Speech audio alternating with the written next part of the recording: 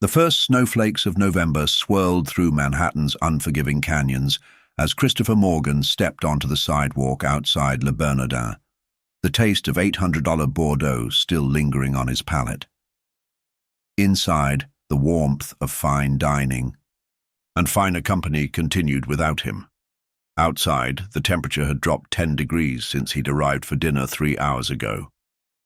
He tightened his cashmere scarf and felt the weight of the deal he'd just closed, a $230 million acquisition that would add another gleaming trophy to Apex Capital's portfolio.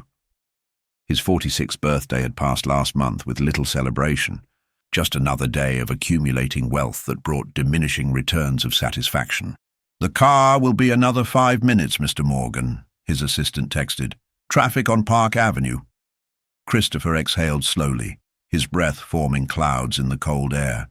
He wasn't accustomed to waiting for anything, but the universe seemed determined to remind him that some things remained beyond his control.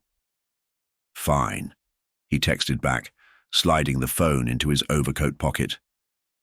Christopher scanned the street with the calculated awareness of someone who had trained himself to notice details. At this hour, the financial district was quieter than during the day, but still alive with the privileged few who could afford evenings at Michelin-starred restaurants. A young couple passed, laughing, wrapped in each other's arms. A taxi driver argued with a fare who was trying to pay with a credit card that kept declining. And across the street, partially sheltered in the recessed doorway of a closed boutique, a homeless man huddled against the strengthening wind. Nothing unusual for New York City, nothing that would normally register as noteworthy in Christopher's carefully curated world. The man was one of thousands who haunted the city's streets, invisible to most of the people who stepped around them every day. Christopher had trained himself to see them and then deliberately look away, a defense mechanism developed over decades of urban living. The homeless man appeared to be in his 50s, though the harsh realities of street life made precise age difficult to determine. His face was weather-beaten beneath a grey beard spotted with dirt. His clothes were layered protection against the elements, a faded navy jacket over what might have once been a flannel shirt, torn jeans and boots held together with duct tape. Beside him sat a small cardboard sign with neat block letters, "Vietnam Vet, anything helps." Christopher was about to follow his usual protocol, look away, pretend not to notice, when something unexpected happened. A well-dressed couple approached the storefront, perhaps seeking momentary shelter from the increasingly heavy snowfall. The homeless man looked up at them, making eye contact rather than staring at the ground, as many in his situation did. "Excusez-moi, pourriez-vous m'aider s'il vous plaît, juste pour un repas chaud?" The words flowed with the melodic cadence of native French, the accent unmistakably Parisian, the grammar flawless. Christopher froze, his attention suddenly and completely captured. The French was not the broken tourist phrasebook variety, but the comfortable fluency of someone who had spent years immersed in the language. The couple, clearly startled by being addressed in French, hurried past without acknowledgement, disappearing around the corner. Without conscious decision, Christopher found himself crossing the street, drawn by curiosity that overrode his carefully constructed rules about street interactions. He stopped 6 feet from the man, maintaining a cautious distance. "Vous parlez français?" he asked, the question emerging in perfect French. Christopher had spent his college junior year in Paris and had maintained his fluency through business dealings with French investment firms. The homeless man's eyes, a startling clear blue against the weathered canvas of his face, widened slightly in surprise. He straightened his posture, a glimmer of dignity appearing like the sun breaking through storm clouds. "Oui, monsieur, je parle français." The man nodded, then switched to English with equal fluency. "And clearly, so do you. Not many Americans bother to learn properly." The voice carried education and refinement that contrasted sharply with his appearance. Christopher found himself intrigued by the discrepancy. "Where did you learn to speak like that?" Christopher asked, noticing now that the man's posture had changed, becoming more erect, almost military in its precision despite his surroundings. Foreign Service Institute, then 5 years stationed at our embassy in Paris. The man extended a calloused hand, the nails clean despite his circumstances. Robert Devereux. Most people call me Bobby. Christopher hesitated only briefly before shaking it. The grip was firm, the handshake of someone who had once navigated professional waters with confidence. Christopher Morgan. Morgan. Bobby's eyes narrowed slightly in recognition, intelligence flickering behind them. Of Apex Capital. Now it was Christopher's turn to be surprised. You know my company. I read the Financial Times when the libraries open. Bobby gestured to his surroundings with a self-deprecating smile that revealed teeth in better condition than Christopher would have expected. Keeps the mind sharp, even when the living situation isn't. Your acquisition of Meridian Technologies made the front page last month. Quite the coup. Christopher studied the man with new interest. There was something here beyond the typical street encounter, a puzzle that didn't fit the patterns he'd come to expect. The intelligence in those eyes, the vocabulary, the awareness of current business developments all stood in stark contrast to the circumstances. What happened? Christopher asked, the question emerging before he could filter it. From the Foreign Service to here. Bobby's face hardened, the momentary light in his eyes dimming. Life, Mr. Morgan. PTSD from my time before the diplomatic corps. A divorce that left me hollow. Pills to quiet the nightmares, then stronger pills when the first ones stopped working. He shrugged, a gesture that attempted casualness but failed to disguise the pain beneath. One bad decision leading to another. You lose a job, then your apartment, then your friends. The slide happens faster than you'd think. The raw honesty struck Christopher unexpectedly. In his world of corporate maneuvering, such directness was rare. Everyone had agendas, angles, carefully constructed personas. Bobby's straightforward admission felt like opening a window in a stuffy room. Christopher's driver pulled up to the curb in a sleek black Maybach, the engine purring quietly. Christopher waved him off, indicating he needed more time. When did you last eat a proper meal, Bobby? He asked, looking more closely at the man's frame, noticing now the belt cinched tight around a waist that had clearly once been more substantial. Define. Proper. The smile returned, smaller this time, tinged with irony.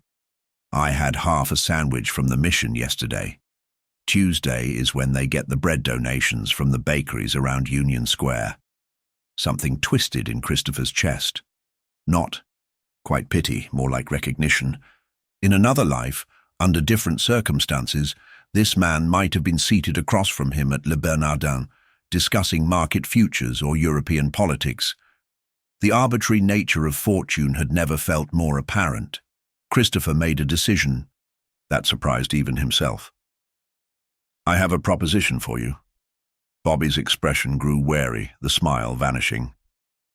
I'm not interested in charity. Or anything inappropriate, if that's what you're suggesting. It's not charity, Christopher said firmly, and certainly nothing inappropriate. It's a job offer. He reached for his business card, then realized how absurd that would be. Where? Would Bobby keep it? How would he call? Christopher changed tactics. My firm is expanding into European markets. Paris, specifically. I need someone who understands both the language and the cultural nuances. Someone who can translate not just words but context. Someone who understands the subtleties of negotiation in a French business environment. Bobby looked at him with naked skepticism. And you think that's me? His laugh was harsh, a sound scraped from somewhere deep and painful. Look at me, Mr. Morgan. Really look. I haven't had a shower in 3 weeks. I sleep in a doorway. I haven't filed taxes in 4 years. I don't exist in your world. I am looking, Christopher said firmly. I see someone who's educated, who speaks multiple languages, who keeps up with financial news despite his circumstances, who maintains his dignity in a situation that would break most men. I'm offering you a chance. Come work for me. Bobby, studied Christopher's face, searching for the angle, the hidden agenda. Why would you take such a risk on someone like me? It was a fair question, one Christopher hadn't fully processed himself. The truth was multi-layered. Part impulse, part instinct. Part something deeper he couldn't yet articulate. Because talent and intelligence shouldn't be wasted, he finally said. Because I trust my instincts. Because everyone deserves a second chance. What Christopher didn't say was how tired he was of the sycophants and yes-men who populated his world, how refreshing Bobby's direct manner was, how much of himself he recognized in this fallen man, the same drive, the same intelligence, just with different luck. How empty his latest triumph had felt tonight, surrounded by people who wanted his money, his influence, his connections, but who didn't really see him at all. You don't know me, Bobby said quietly. I could be dangerous. I could be unstable. I could steal from you. You could, Christopher acknowledged, but I don't think you will. Why not? Because you're still reading the Financial Times, because you're speaking to strangers in French instead of English, holding on to that part of yourself, because you're questioning my motives instead of just grabbing what's offered. Christopher gestured to the empty spot beside Bobby. No bottles, no evidence of substance abuse. You're sober right now, aren't you? Bobby nodded slowly. 8 months, 2 weeks, 3 days. Not that it matters much out here. It matters, Christopher said. It matters a lot. The snow was falling, more heavily now, collecting on Bobby's beard and on the shoulders of Christopher's custom overcoat, temporarily erasing the visible signs of their different circumstances. What happens if I say yes? Bobby asked, the question careful, measured. First, we get you off the street, a hotel room tonight, a shower, clean clothes, something to eat. Tomorrow, we talk details. Salary, responsibilities, living arrangements. And if it doesn't work out, if I'm not what you think I am, then we part ways, no harm done. I'm not asking for a lifetime commitment, Bobby. Just a chance to see if this makes sense. Bobby slowly gathered his few possessions, a battered backpack, a rolled-up blanket, the cardboard sign. His movements were deliberate, as if he were allowing himself time to consider all the implications of what was happening. What about background checks, references, the normal hiring process? Christopher smiled. I own the company. I am the hiring process. Bobby stood, brushing snow from his clothes. Even in his disheveled state, there was something dignified about his bearing. This is either the most bizarre thing that's ever happened to me, or I've finally lost my mind. Christopher smiled as he guided Bobby toward the waiting car. Maybe a bit of both. The driver's face remained professionally neutral as Bobby slid into the Maybach's leather interior, but his eyes widened slightly in the rear-view mirror. Christopher joined Bobby in the back seat, keeping a respectful distance. The Four Seasons, he instructed the driver, who nodded and pulled smoothly into traffic. Bobby stared out the window as they drove, watching the familiar streets transform in the snow.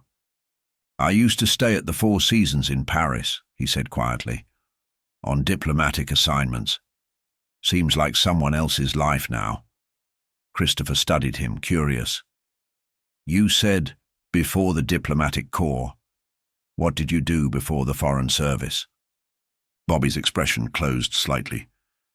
Military intelligence. Army. 2 tours in Afghanistan. That's where the PTSD started, though I didn't know to call it that then.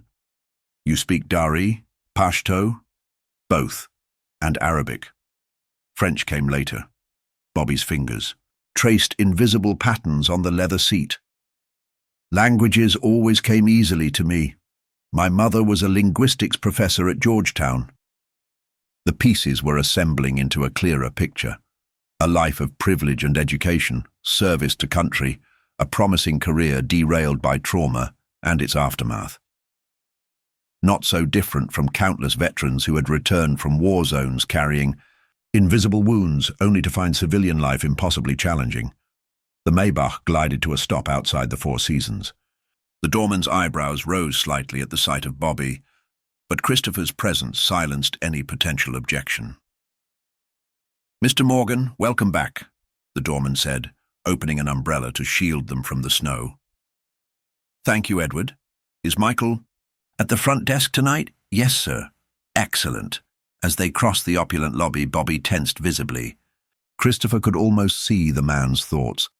The stark contrast between where he'd been sleeping and this temple of luxury. The stares from well-dressed guests, the sudden vertigo of changing worlds so abruptly. Michael, the night manager, greeted Christopher warmly. "Mr. Morgan, always a pleasure. How can we help you this evening?"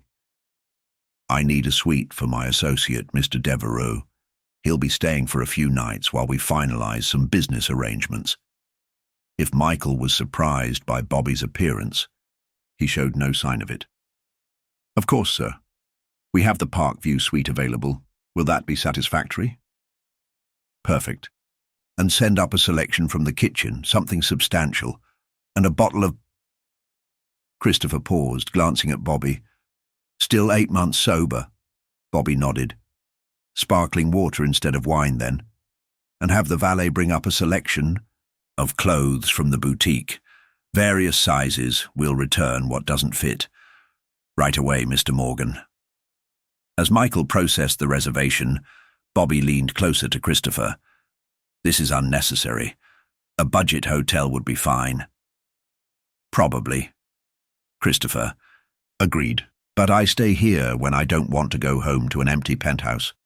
The staff is discreet, the service impeccable. Consider it part of your signing bonus." Bobby didn't argue further, though Christopher could see the discomfort in his posture. This was a man unaccustomed to accepting help, much less luxury. 20 minutes later, they stood in the Park View suite, a spacious accommodation with floor-to-ceiling windows overlooking the snow-covered trees of Central Park. Bobby set his worn backpack carefully on the marble floor, looking decidedly out of place amidst the elegant furnishings. "The bathroom's through there," Christopher pointed. "You'll find everything you need. I'll wait out here for the food and clothes to arrive." Bobby nodded, disappearing into the bathroom. Christopher heard the shower start and sat down in one of the plush chairs, pulling out his phone to cancel his morning meetings. This situation required his full attention. A soft knock at the door announced room service. Christopher directed them to set up at the dining table by the window. Another knock brought a selection of clothing from the hotel's boutique: suits, casual wear, shoes, and necessities. Nearly 40 minutes passed before Bobby emerged from the bathroom, wrapped in a hotel bathrobe. He looked markedly different.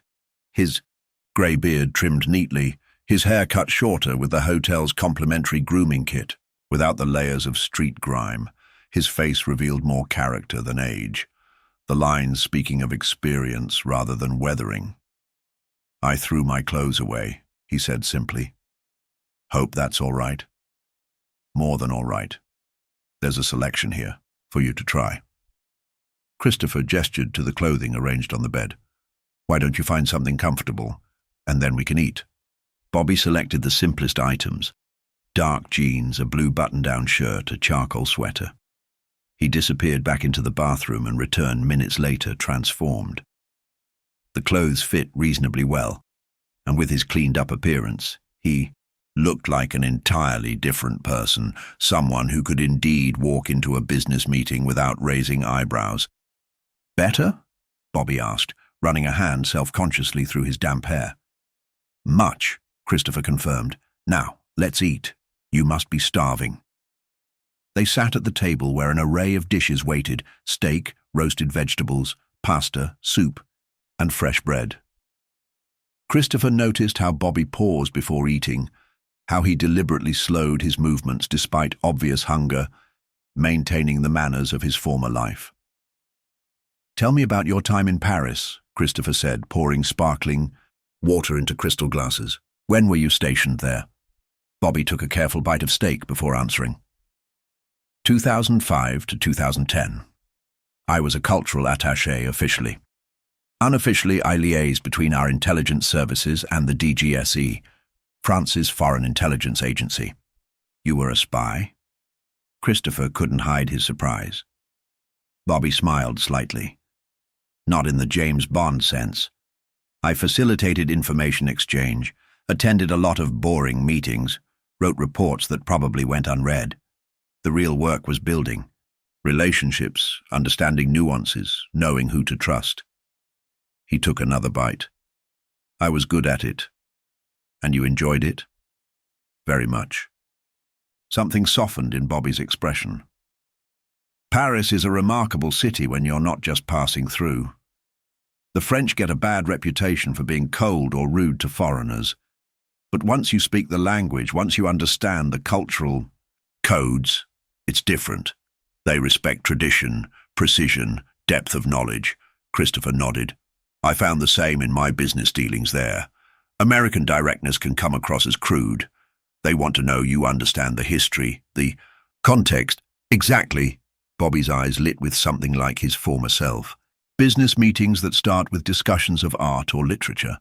The importance of the proper greeting. The subtle distinctions between tu and vous. These things matter tremendously. They do, Christopher agreed.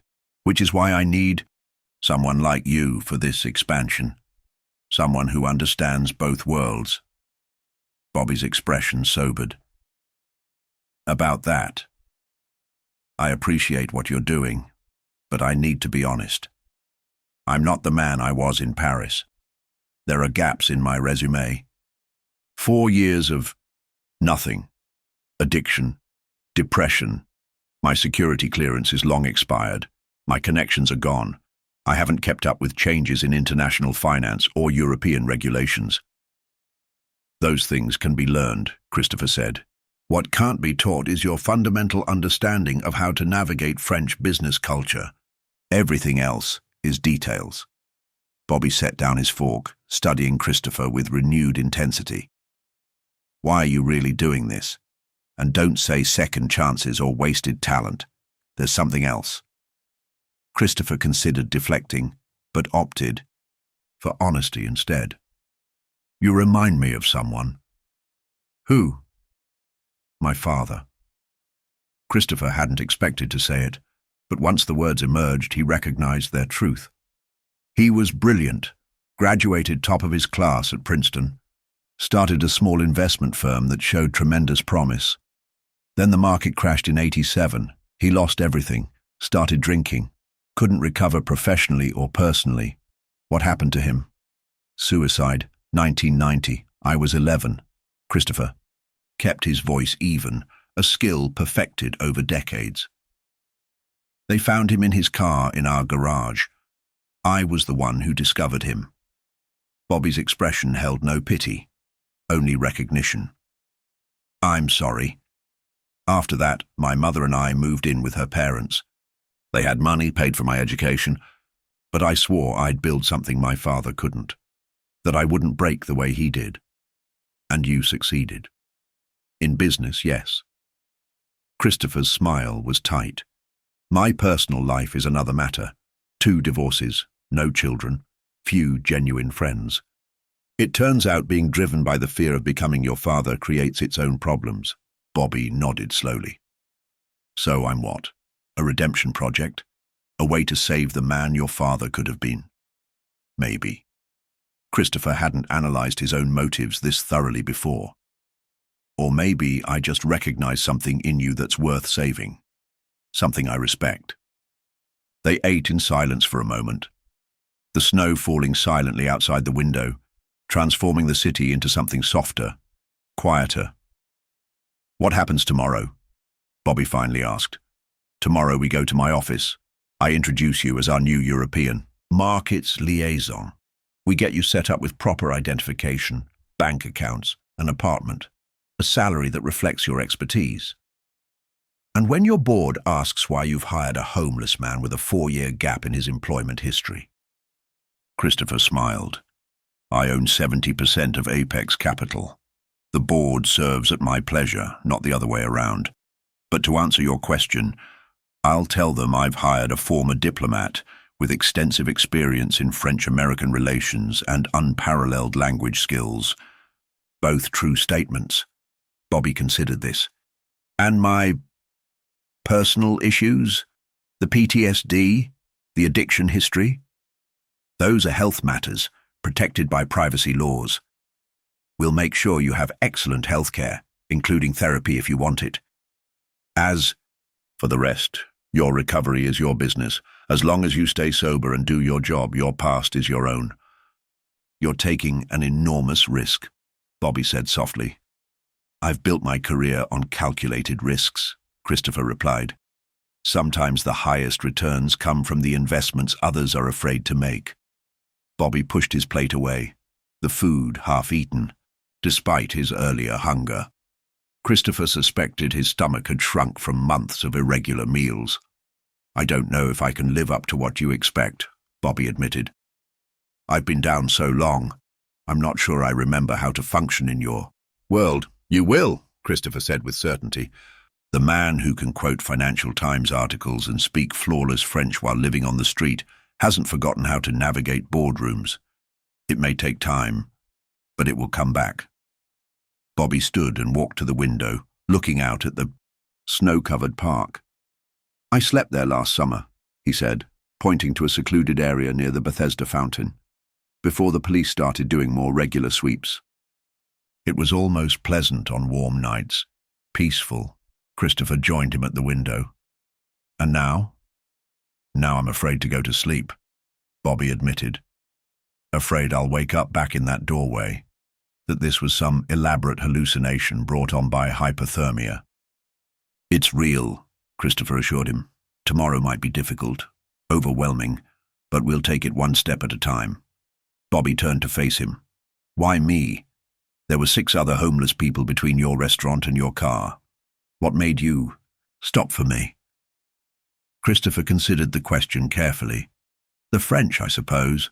It was so unexpected, so incongruous. It made me look twice, see beyond the surface, and once you did, I saw possibility, potential, a story I wanted to understand. Bobby nodded slowly. I should let you go. It's late and you've done more than enough. Christopher checked his watch, surprised to find it was nearly midnight. You're right. Try to get some rest. I'll send a car for you at 9 tomorrow. He moved toward the door, then paused.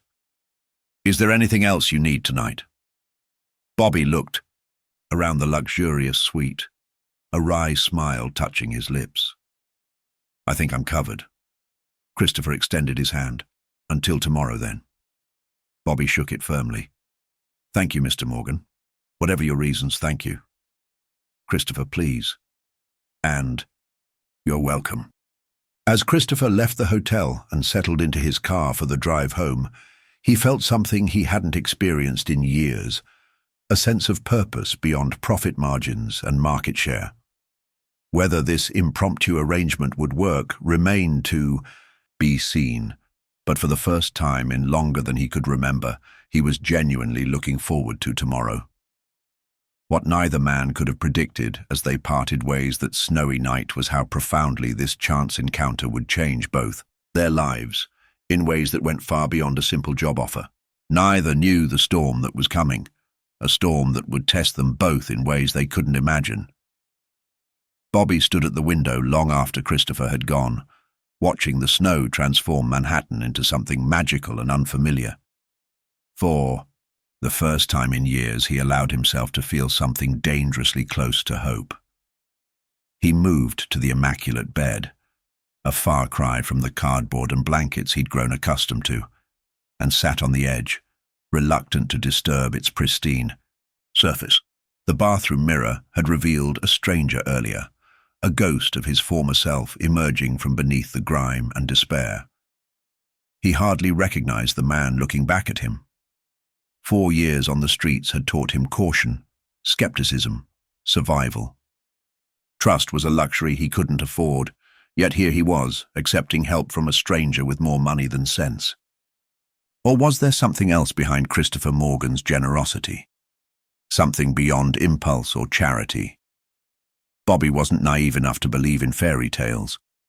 People like Christopher Morgan didn't pluck homeless veterans off the street out of the goodness of their hearts. There would be a price eventually. There always was. But for tonight, in this moment, he allowed himself to sink into the soft mattress, to feel the clean sheets against his skin, to remember what it was like to feel human. Tomorrow would bring its own challenges, its own revelations. For now, this small miracle was enough. Sleep came swiftly, deeper and more peaceful than he had known in years, unmarred by the usual nightmares of gunfire and burning buildings.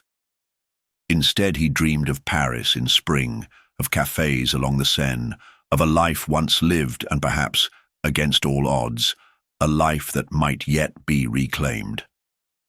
Morning arrived with soft light filtering through the suite's curtains for a disorienting moment. Bobby didn't remember where he was, panic rising as he reached instinctively for the backpack that contained his worldly possessions. Then reality reasserted itself. The luxury suite, the events of the previous night, the impossible offer from Christopher Morgan. He showered again, simply because he could, letting the hot water sluice over his body. 4 years of deprivation had taught him to appreciate even the smallest comforts. He dressed in the clothes Christopher had provided, a pair of wool trousers, a crisp white shirt, a navy blazer that fit surprisingly well. The man in the mirror looked almost respectable, a faint echo of the diplomat he had once been. Bobby's stomach growled, reminding him that he hadn't finished dinner the night before. He ordered breakfast from room service, his voice rusty with disuse when speaking to someone in a service capacity, rather than asking for spare change. When the food arrived, eggs Benedict, fresh fruit, coffee, he ate slowly, methodically, savoring each bite. Outside, New York was covered in a fresh blanket of snow, the morning sun making it glitter like diamonds. Below, the city was coming to life, people hurrying to work bundled against the cold yellow taxis sliding cautiously along the slick streets. At precisely 9 o'clock, the hotel phone rang. "Mr. Devereaux, this is the front desk. Your car has arrived." "Thank you. I'll be right down." Bobby gathered his composure, straightened his tie, and took one last look around the suite.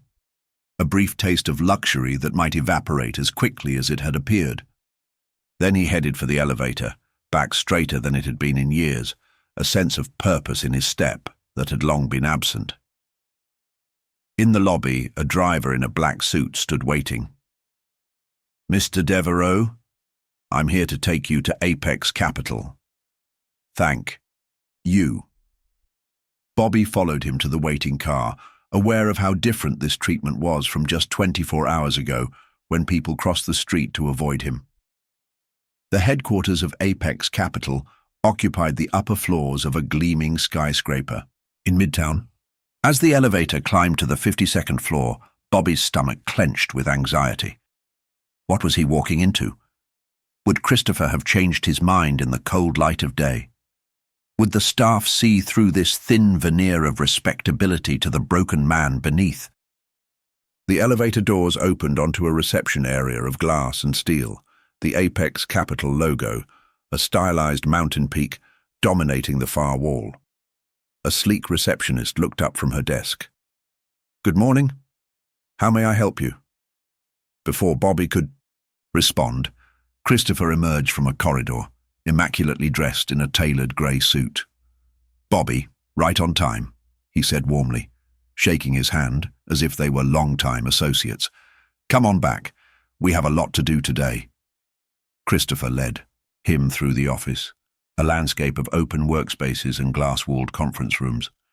Employees looked up curiously as they passed, and Bobby felt their stares acutely, wondering if his discomfort was as visible as it felt. Christopher's office was a corner suite with panoramic views of the city. Floor-to-ceiling windows revealed Manhattan spread out below them, the snow-covered expanse of Central Park visible in the distance. "Please, sit." Christopher gestured to a leather chair across from his desk. Coffee? Thank you, Bobby nodded, trying to project a confidence he didn't feel. Christopher pressed a button on his desk.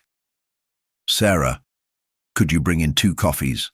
And ask Victoria to join us. He turned back to Bobby. Victoria Chen is our HR director. We'll need to get you set up in the system, sort out your paperwork, identification, banking, all of that. Bobby shifted uncomfortably. About that, I don't have a current ID. My driver's license expired years ago. My social security card is somewhere. I'm not sure I can provide what you need. Christopher waved a hand dismissively. We'll sort it out. That's what obscenely expensive lawyers are for. A knock at the door announced the arrival of coffee, followed moments later by Victoria Chen, a sharp-eyed woman in her 40s with a tablet under her arm. Victoria, this is Robert Devereux, our new European markets liaison. Christopher introduced them. Bobby, Victoria Chen, the woman who actually runs this place while I take all the credit. Victoria smiled politely, shaking Bobby's hand. Welcome to Apex, Mr. Devereux. Christopher has told me about your background in the diplomatic corps. Impressive credentials. Bobby glanced at Christopher, wondering exactly what the man had shared. Thank you. It's been some time since I was in the corporate world. There may be a learning curve. We all have those, Victoria assured him, though her eyes held questions she was too professional to ask. I've prepared some preliminary paperwork for you. We can start the onboarding process today. The next few hours passed in a blur of forms, signatures, and increasingly uncomfortable questions. Bobby's employment history, his last permanent address, his references, all gaping holes in what should have been a straightforward process. Each time he faltered, Christopher smoothly intervened, providing explanations or suggesting alternatives. Bobby has been consulting internationally for the past few years, Christopher told Victoria when the employment gap arose. Primarily in Europe and the Middle East, the nature of his work didn't always allow for traditional documentation. Victoria's expression revealed skepticism, but she nodded, making notes on her tablet. I see. And regarding proof of address? Bobby will be staying at the company apartment on Park Avenue until he finds his own place, Christopher said firmly. You can use that for now. By early afternoon, Bobby's hand was cramped from signing documents, his mind swimming with information about benefits, company policies, security protocols. The foundation of his new identity was taking shape, but it felt fragile, built on half-truths and Christopher's inexplicable faith. When Victoria finally left, promising to expedite his paperwork, Bobby exhaled heavily. She doesn't believe a word of your explanations, Christopher shrugged. She doesn't need to. She needs to do her job, which is to get you set up in our system. The rest is politics. And when someone decides to verify my recent employment history, they won't, Christopher said confidently. Not because they can't, but because questioning my decisions isn't part of the corporate culture here. He leaned forward. Besides, we're not fabricating your core qualifications. You did work for the State Department. You were stationed in Paris. You do speak French fluently. The rest is administrative detail. Bobby stood, walking to the window. From this height, the city looked orderly, controlled, everything in its place. So different from the chaotic reality at street level. What exactly will I be doing here? You've mentioned this European expansion, but not the specifics. Christopher joined him at the window. Apex is acquiring a controlling interest in Group Savard, a family-owned investment firm in Paris. 3 generations of history, excellent client list, impeccable reputation. What they lack is modernization, technology, market reach. What we lack is their historical prestige, their connections to old European money. And I'm the bridge, Bobby said, understanding dawning. Exactly. You understand both worlds, American directness and efficiency, French tradition and nuance. Lucien Savard, the current head of the family, is in his 70s. Brilliant financier, but deeply traditional. Suspicious of American business practices. I need someone who can speak to him in his own language, literally and figuratively. When does this start? We're finalizing the deal next month. You'll need to be in Paris for the signing and the transition period. 3 months, possibly 6. Bobby turned to face Christopher, stunned. You're sending me to Paris? After knowing me for less than 24 hours? Not tomorrow, Christopher clarified. You'll need time to prepare, to learn our systems, to get up to speed on the details of the acquisition. But yes, eventually. That's the plan. The enormity of it all crashed over Bobby like a wave. 24 hours ago, he'd been preparing to spend another night in a freezing doorway, wondering if he'd survive the winter. Now he was discussing international acquisitions and planning a return to Paris. This is insane, he said softly. You know nothing about me. Not really. I know enough, Christopher replied. The rest we'll figure out as we go. A knock at the door interrupted them. Sarah, Christopher's assistant, poked her head in. Sorry to interrupt, but your 3 o'clock is here. The call with Singapore is at 4, and the executive committee meets at 5. Christopher nodded. Thank you, Sarah. Please show Mr. Devereaux to Office 4710. It's been prepared for him. Sarah looked surprised, but recovered quickly. Of course, Mr. Devereaux, if you'll follow me. Bobby hesitated, looking back at Christopher. I still have questions. And we'll have time for them, Christopher assured him. But right now, I need you to trust me. Go with Sarah. Get settled in your office. Tomorrow, we'll continue this conversation. Bobby wanted to protest, but recognized the dismissal for what it was. In less than a day, he'd gone from invisible street person to corporate executive with an office. The whiplash was disorienting. This way, Mr. Devereaux, Sarah said, her professional demeanor masking whatever curiosity she might have about this unusual new hire. Bobby followed her through the labyrinth of Apex Capital's headquarters, acutely aware of the stares from employees they passed. Did they know? Could they somehow sense his recent past, smell the street on him despite the expensive clothes and hot shower? Office 4710 turned out to be a modest but well-appointed space with a desk, computer, and a small seating area. Windows looked out, over Midtown, though without the panoramic view of Christopher's corner office. Your login credentials have been set up, Sarah explained, indicating the computer. The basics are there: email, calendar, access to the company intranet. IT will be up shortly to get you fully integrated into our systems. Is there anything you need in the meantime? Bobby looked around the space that was suddenly his, feeling like an imposter in a play where everyone knew the script except him. Fine for now, thank you, he managed, his voice steadier than he felt. There's a company phone for you in the top drawer, Sarah added. It's been programmed with essential contacts, including Mr. Morgan's direct line.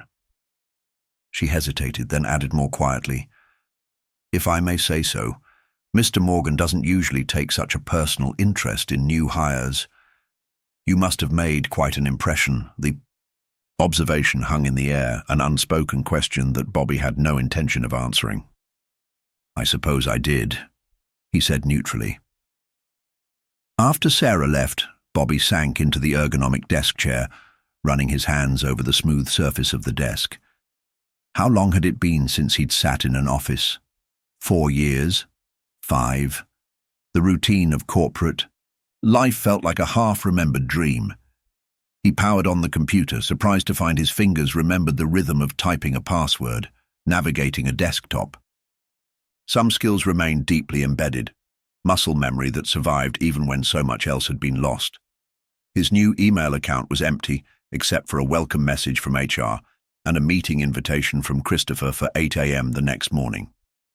The calendar stretched before him, blank squares representing days he hadn't expected to see, much less plan for.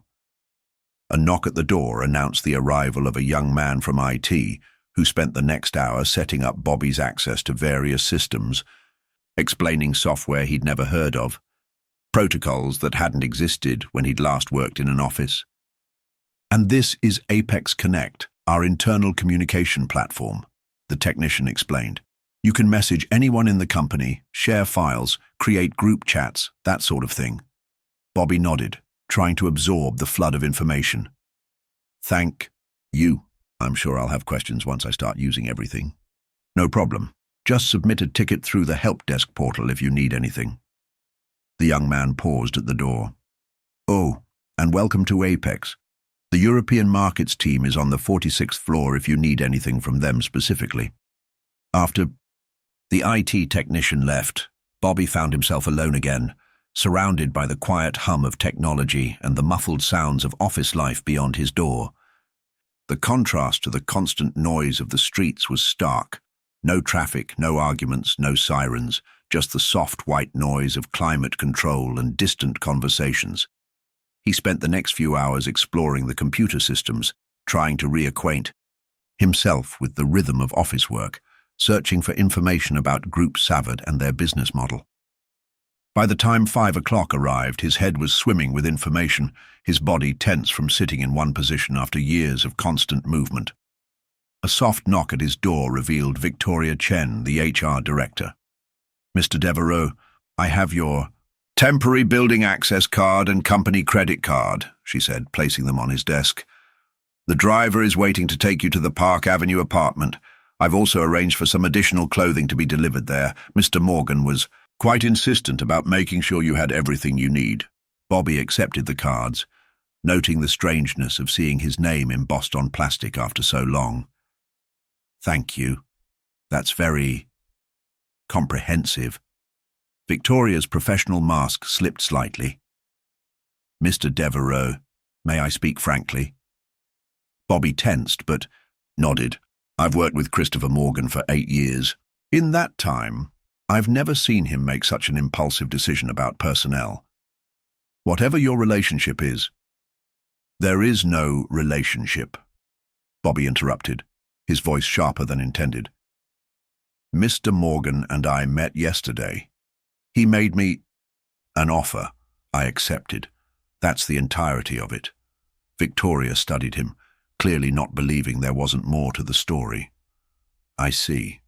Well, regardless, you should know that Christopher Morgan has put his considerable reputation behind your appointment. There are already questions being asked by the executive team."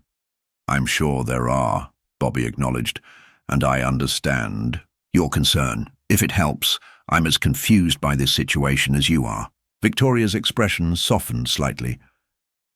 "Just don't make him regret it. Christopher has built something remarkable here. Many people depend on Apex's success."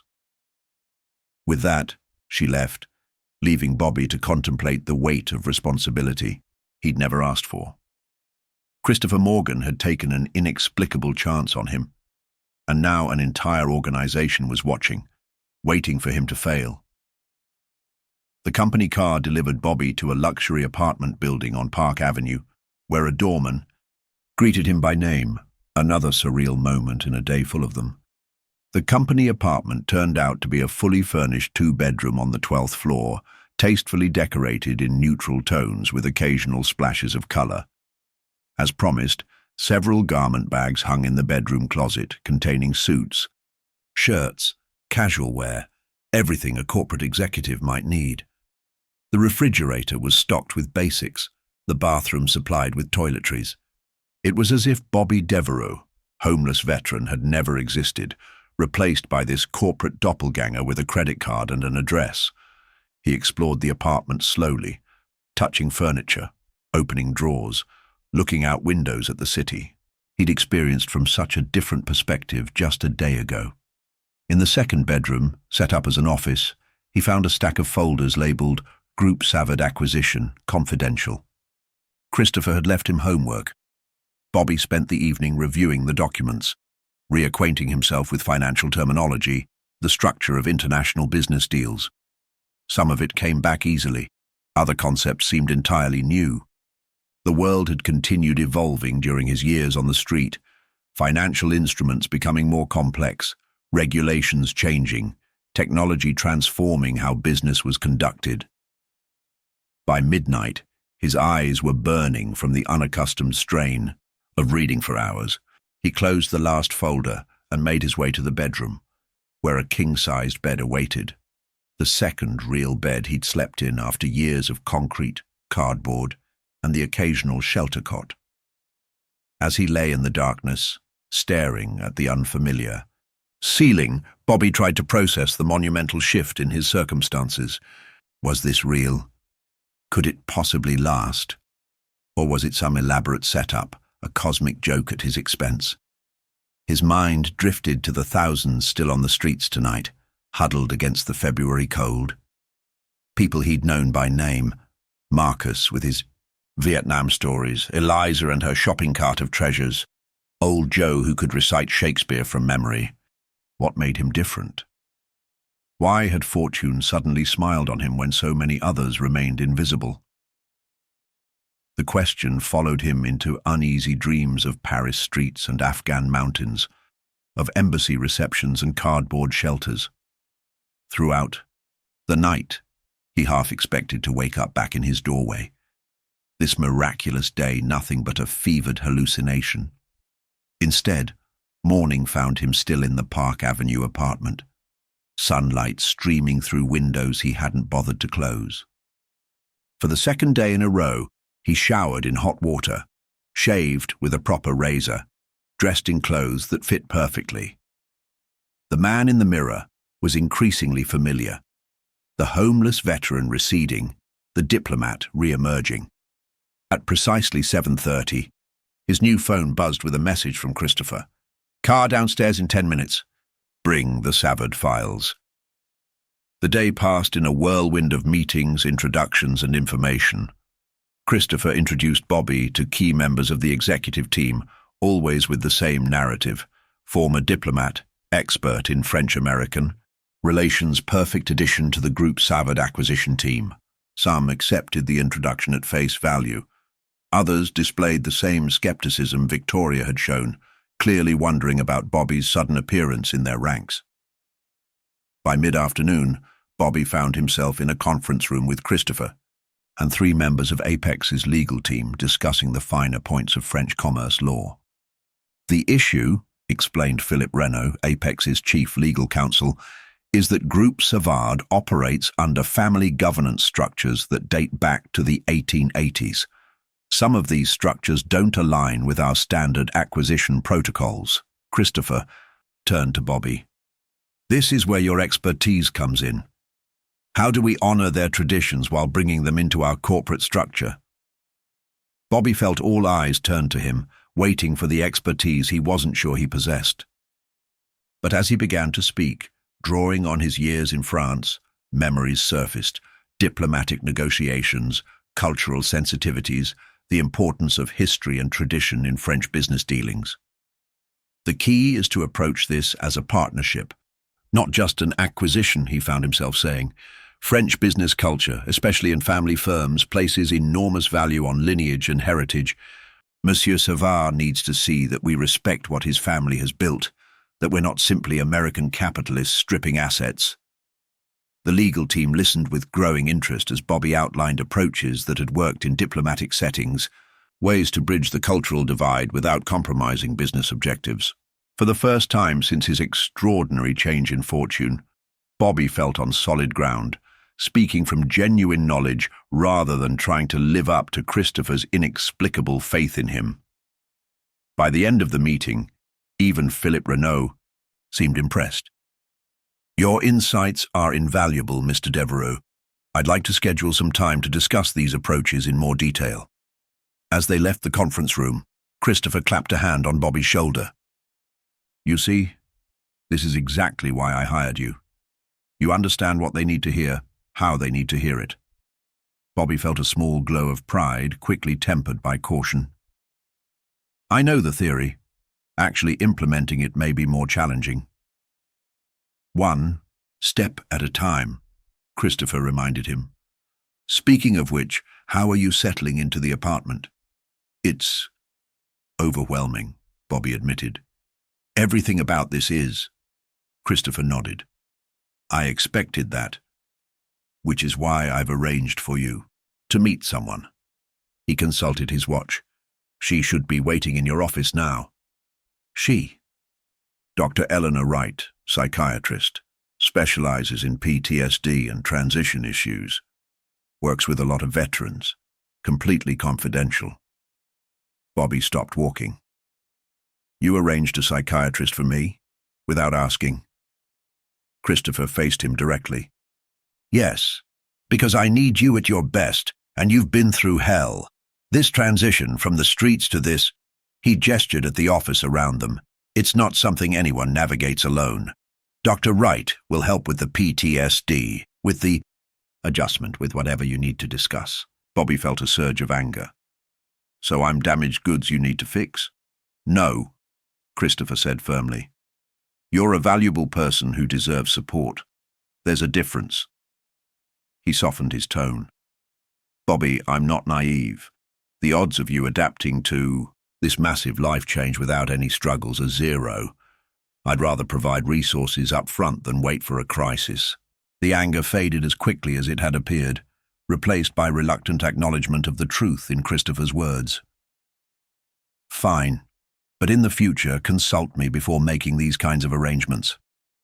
Fair enough, Christopher agreed. Go meet with her. After that, take the rest of the day to process.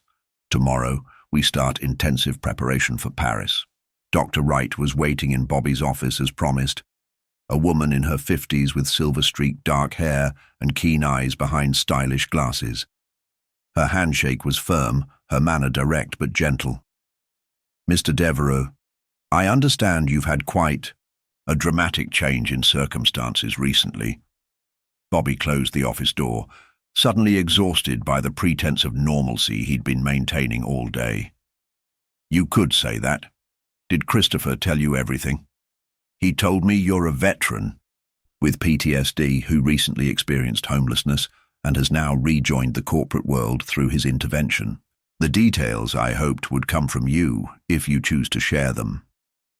Bobby sank into his chair, the carefully constructed facade crumbling in the face of professional compassion. I don't even know where to begin. Dr. Wright smiled gently. The beginning is usually overrated.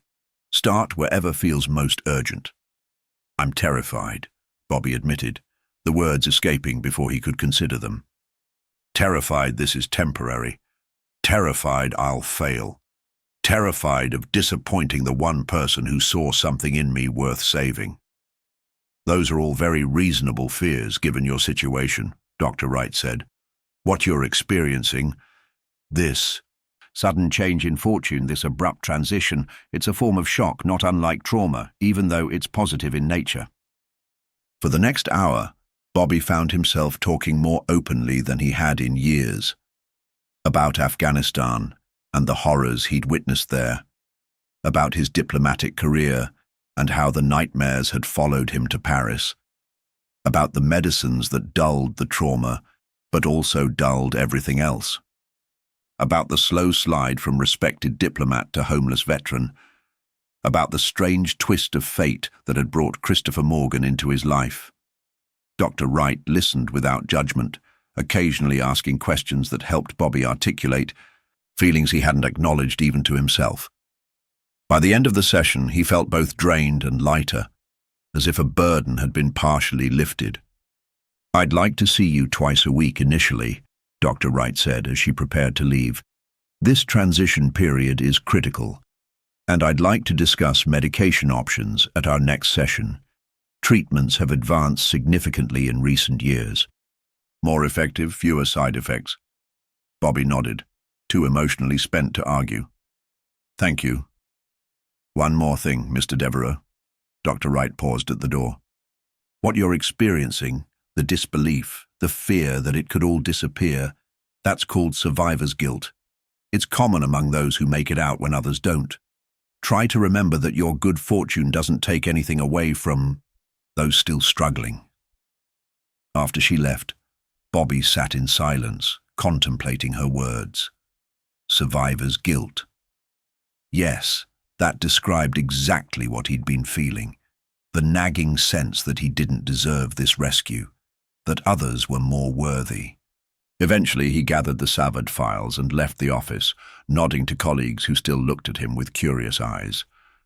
The car was waiting to take him back to the Park Avenue apartment. Another night in luxury, while former companions bedded down on steam grates and in doorways.